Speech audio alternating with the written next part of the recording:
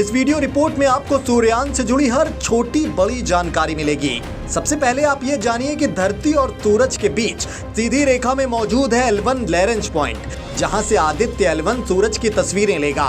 सूरज की सतह से थोड़ा ऊपर यानी फोटोस्फीयर का तापमान करीब 5500 डिग्री सेल्सियस रहता है।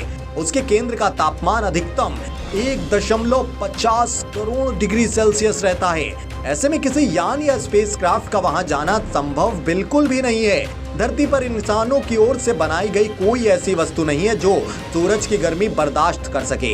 इसलिए स्पेसक्राफ्ट को सूरज से उचित दूरी पर रखा जाता है या फिर उसके आसपास से गुजारा जाता है।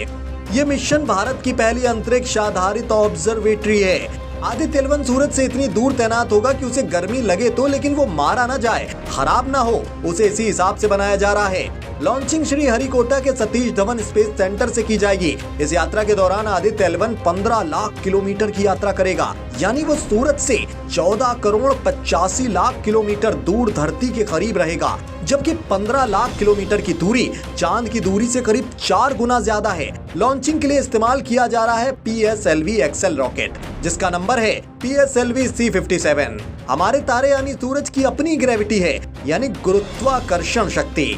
धरती की अपनी ग्रेविटी है। अंतरिक्ष में जहां पर इन दोनों की ग्रेविटी आपस में टकराती है, या यूं कहें जहां पर धरती की ग्रेविटी का असर खत्म होता है, वहां से सूरज की ग्रेविटी का असर शुरू हो जाता है। इसी बीच के पॉइंट को लैरेंज पॉइंट कहते हैं। धरती और सूरज के बीच ऐसे 5 लैरेंज पॉइंट चिन्हित किए गए हैं। भारत का सूर्ययान लैरेंज पॉइंट 1 यानी L1 पर तैनात होगा।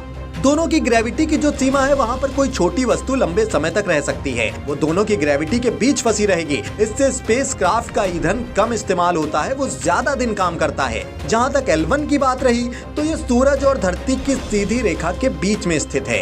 ये सूरज और धरती की कुल दूरी का 1% हिस्सा है, यानी 15 लाख किलोमीटर, जबकि सूरज से धरती की दूरी 15 करोड़ किलोमीटर है। कुल 5 लैरेंज पॉइंट हैं, L1, L2, L3, L4 और L5। आदित्य L1 अपनी यात्रा की शुरुआत लोअर अर्थ ऑर्बिट यानी LEO से करेगा, यानी PSLV XL रॉकेट उसे तय करने में LEO में छोड़ देगा। इसके बाद 3 या 4 ऑर्बिट मैन्यूवर करके सीधे धरती के गुरुत्वाकर्षण वाले क्षेत्र में यानी स्फीयर ऑफ इन्फ्लुएंस यानी SOI से बाहर चले जाएंगे। फिर शुरू होगी क्रूज फेज। ये थोड़ी लंबी चलेगी। इसके बाद आदित्य L1 को हेलो ऑर्बिट में डाला जाएगा, जहां पर L1 पॉइंट होता है। ये पॉइंट सूरज और धरती के बीच स्थित होता है, लेकिन सूरज से धरती की दूरी की तुलना में मात्र 1% है। इस यात्रा में 127 दिन लगने वाले हैं। इसे कठिन इसलिए माना जा रहा है क्योंकि इसे 2 बड़े ऑर्बिट में जाना है। पहली कठिन ऑर्बिट है धरती के SOI से बाहर जाना, क्योंकि पृथ्वी अपने गुरुत्वाकर्षण शक्ति से उसके आसपास हर चीज को खींचती है। इसके बाद है क्रूज फेज और हेलो ऑर्बिट में L1 पोजीशन को कैप्चर करना।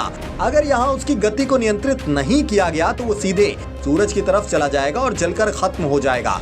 सूरज हमारा तारा है, उससे ही हमारे सौर मंडल को ऊर्जा यानी एनर्जी मिलती है। इसकी उम्र करीब 450 करोड़ साल मानी जाती है। बिना सौर ऊर्जा के धरती पर जीवन संभव बिल्कुल नहीं है। सूरज की ग्रेविटी की वजह से ही सौर मंडल में सभी ग्रह टिके हैं, नहीं तो वो कब का सुदूर गहरे अंतरिक्ष में तैर रहे होते। सूरज का केंद्र यानी कोर में न्यूक्लियर फ्यूजन होता है, इसलिए सूरज चारों तरफ आग उगलता हुआ दिखता है। सतह से थोड़ा ऊपर यानी इसके फोटोस्फीयर का तापमान 5500 डिग्री सेल्सियस तक रहता है। सूरज की स्टडी इसलिए ताकि उसकी बदौलत सौर मंडल के बाकी ग्रहों को समझ भी सकें।